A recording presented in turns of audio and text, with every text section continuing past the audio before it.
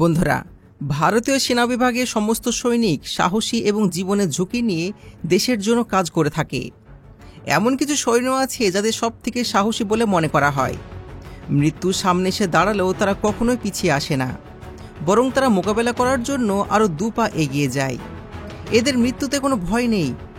পরিস্থিতি যেরকমই হোক না কেন, এরা সবসময় লড়াই করার জন্য রেডি থাকে। এদের অসম্ভব সাহস এবং বুদ্ধি দেখে ব্রিটিশ সেনা বিভাগও এদের নিজেদের মধ্যে স্থান দিয়েছে। ভারতীয় সেনা বিভাগের এই জওয়ানরা সত্যি প্রশংসার পাত্র।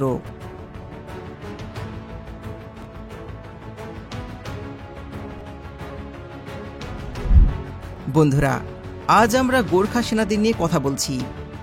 কথায় বলে, যখন গোর্খা সেনারা অস্ত্র তুলে নেয় তখন শত্রুপক্ষ যুদ্ধের আগেই হার মেনে নেয়। এদের সম্পর্কে ভারতীয় সেনা বিভাগের প্রথম ফিল্ড মার্শাল স্যাম মানেকশ বলেছেন যে, যদি কোনো ব্যক্তি বলে সে মরতে ভয় পায় না, তাহলে হয়তো সে মিথ্যা কথা বলছে, আর নয়তো সে একজন গোর্খা সেনা। মেজরের এই কথাটিকে চরম সত্য বলে প্রমাণ করে দিয়েছেন ভারতীয় সেনার গোর্খা রেজিমেন্ট। গোর্খার যুদ্ধে গোর্খা সেনাদের যুদ্ধনীতি দেখে স্যার ডেভিড অকটানলিন ব্রিটিশ ভারতের সেনা বিভাগে তাদের প্রয়োজনীয়তা উপলব্ধি করেছিলেন। ততদিন পর্যন্ত গোর্খারা অনিয়মিত একটি সেনাদল হিসাবে পরিচিত ছিল।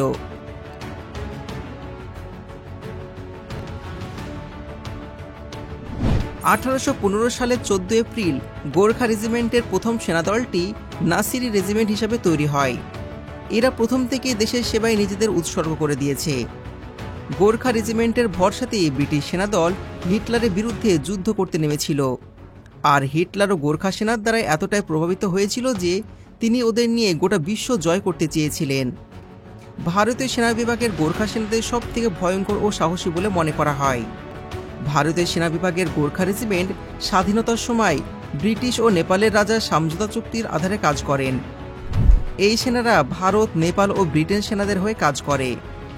গোর্খা কোনো একটি জাতির যোদ্ধা নয়, বরং নেপালের একটি জেলার নাম হলো গোর্খা, আর এটা যোদ্ধাদের জন্যই প্রসিদ্ধ। ভারতীয় সেনা বিভাগে গোর্খা সেনাদের নেওয়া হয় পাহাড়ে বসবাসকারী গরম রায়সাগর ও লিঙ্গ নামক আদিবাসী উপজাতিদের থেকে। ব্রিটিশ সেনারা এইভাবে তাদের নিযুক্ত করে থাকেন। কথিত আছে যে গোর্খা প্রাকৃতিকভাবেই যোদ্ধা। এই সেনারা যুদ্ধের সময় তাদের আক্রমণাত্মক প্রকৃতি ও শৈলীর জন্যই বিশেষভাবে পরিচিত। এরা আত্মবিশ্বাস ও সাহসে পরিপূর্ণ। গোর্খা সেনাদের বিশ্বাসযোগ্যতা অপরিসীম।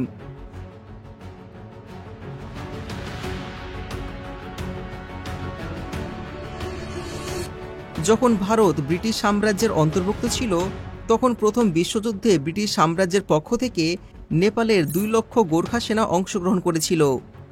এই যুদ্ধে তারা শত্রুপক্ষকে উচিত শিক্ষা দিয়েছিল।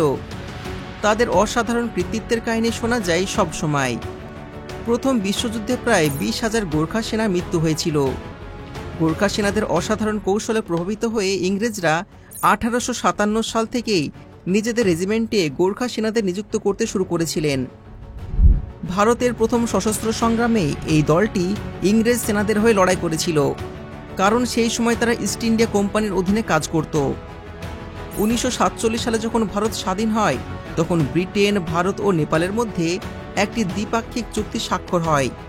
আর এই চুক্তির কারণে যে 10 গোর্খা রেজিমেন্ট ছিল, সেগুলো ব্রিটিশ সেনা বিভাগ স্বাধীন ভারতীয় সেনা বিভাগের মধ্যে ভাগ করে দেয়। স্বাধীন ভারতের সেনা বিভাগে 6টি, ব্রিটিশ সেনা বিভাগে 4টি গোর্খা রেজিমেন্ট বদলি হয়ে যায়। স্বাধীনতার পরে 11 গোর্খা রাইফেলস নামে আরও একটি রেজিমেন্ট তৈরি হয়, আর সেটা ভারতীয় সেনা বিভাগ তৈরি করে। এখন এই 7টি রেজিমেন্টে 46 ব্যাটালিয়নে প্রায় 42,000 গোর্খা সেনা আছে, যারা প্রাণ দিয়ে দেশের সেবা করছে। গোর্খা রেজিমেন্টের প্রতীক হলো এক জোড়া ক্রস কুকরি মুকরি। আসলে এটি একটি বাঁকানো ও ধারালো নেপালি ছোরা।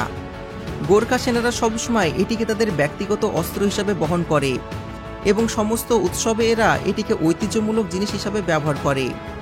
এই অনুষ্ঠানে প্রাচীন নিয়ম অনুযায়ী মোষ বলি দেওয়া হয়। এই মোষের মাথাটিকে কুকুরির এক ঘায়ে কেটে ফেলাই নিয়ম, এবং সেই সুযোগ পায় রেজিমেন্টের সব থেকে তরুণ সদস্য।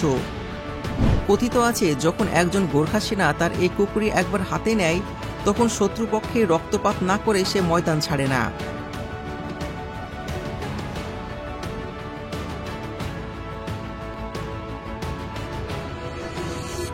অনেকে বলেন এই সেনাদের কাছে বন্দী হওয়ার থেকে মৃত্যু অনেক ভালো, আর এইভাবে গোর্খা সেনারা শত্রুপক্ষের ভয়ের কারণ হয়ে দাঁড়ায়। ভারতীয় সেনা বিভাগের গোর্খা রেজিমেন্টে 2 জন মার্শাল আছেন। একজন হলেন স্যাম মানেককেশ এবং অন্যজন হলেন জেনারেল দলবীর সিং সোহাগ। ভারতীয় সেনার গোর্খা রেজিমেন্ট পাকিস্তান ও চীনের বিরুদ্ধে সমস্ত যুদ্ধে শত্রু সেনাদের নিজেদের কৌশল দেখিয়েছে। যুদ্ধে নিজেদের সাহস ও কৌশল দিয়ে শত্রুপক্ষকে অবশ করে ফেলার জন্য গোর্খা রেজিমেন্টকে 3টি পরমবীর চক্র, 33টি মহাবীর চক্র এবং 84টি বীর চক্র দিয়ে সম্মান জ্ঞাপন করা হয়েছে। সিয়াচেন অপারেশনে মেঘদূত ও ভারতীয় সেনা বিভাগের গোর্খা রেজিমেন্টের সেনারা নিজেদের সাহস ও বীরত্বের পরিচয় দিয়েছিল। প্রতি বছর 1200 থেকে 1300 নেপালি গোর্খা ভারতীয় সেনা বিভাগে যোগ দিয়ে থাকে এবং দেশের জন্য নিজেদের জীবন উৎসর্গ করা হচ্ছে এই রেজিমেন্টের মুখ্য উদ্দেশ্য এবং পরিচিতির কারণ।